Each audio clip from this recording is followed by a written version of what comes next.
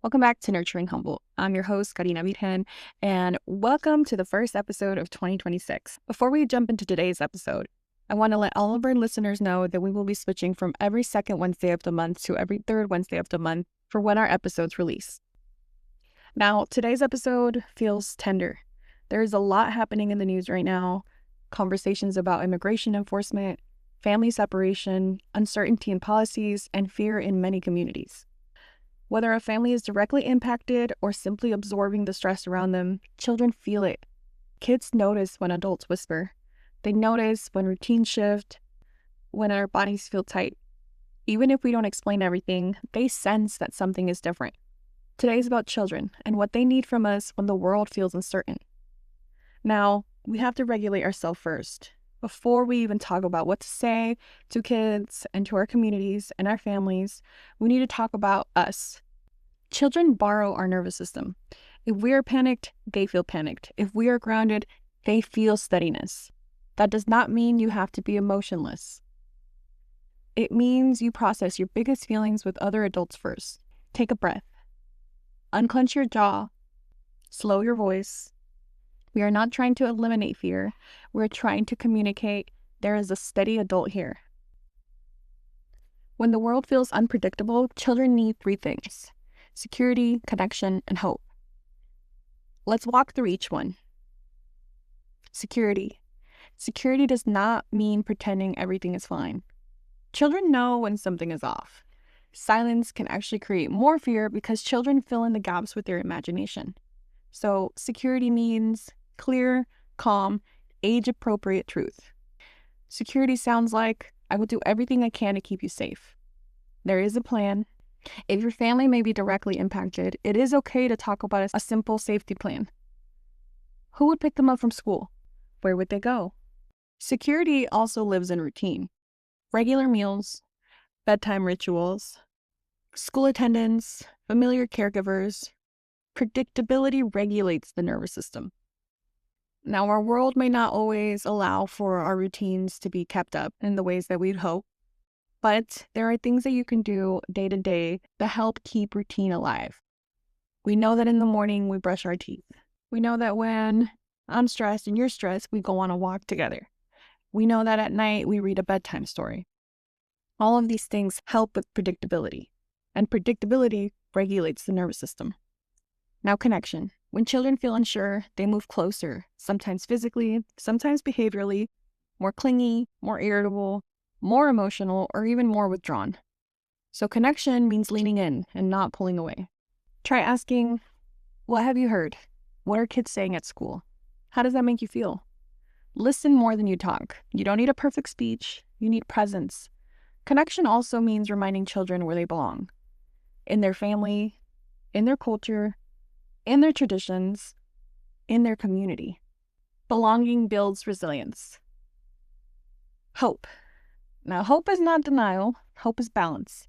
It is saying, yes, hard things are happening, and there are helpers. You can say, many people care deeply about keeping families together. Communities come together during hard times. We've survived hard things before. Hope teaches children that difficulty and safety can coexist. Now, just like I've been reminding you, mental health experts also remind us that silence can sometimes create more fear than honest conversations. When adults avoid difficult topics completely, children may fill in those gaps with unrealistic or frightening ideas. This is just something that I really want to highlight. Open discussion reduces uncertainty and helps build resilience and empathy. Okay, so how do we actually talk to kids? I'm going to give you some examples for children under 8 and children over 8. For children 8 and under, start with, what have you heard?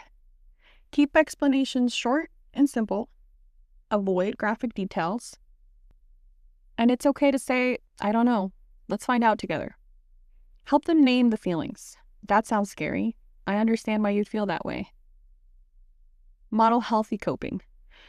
Deep breaths, drawing, playing, going outside, and talk with kids about your process. I'm feeling stressed. Maybe I need to move my body. I'm feeling stressed. I need to take a deep breath. Limit exposure to news and social media. And remember, Play is processing. Drawing, pretend, and role play all help.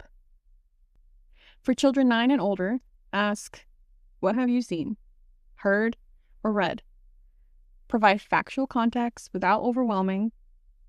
Validate feelings even if they differ from yours.